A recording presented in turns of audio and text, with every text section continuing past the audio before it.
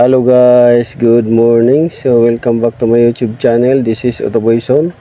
So unboxing tayo ngayon guys ng head unit na ikakabit natin. So sa mga hindi pa nakakaalam, nagkakabit rin tayo ng mga electrical accessories.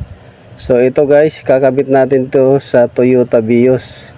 So inorderan natin yan ng sariling frame para maganda tingnan.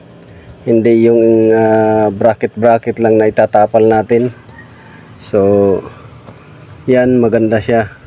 Hindi yung itatapal lang natin sa luma.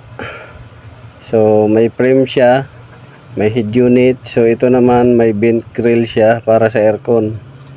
So kompleto yan guys. Yan, kompleto.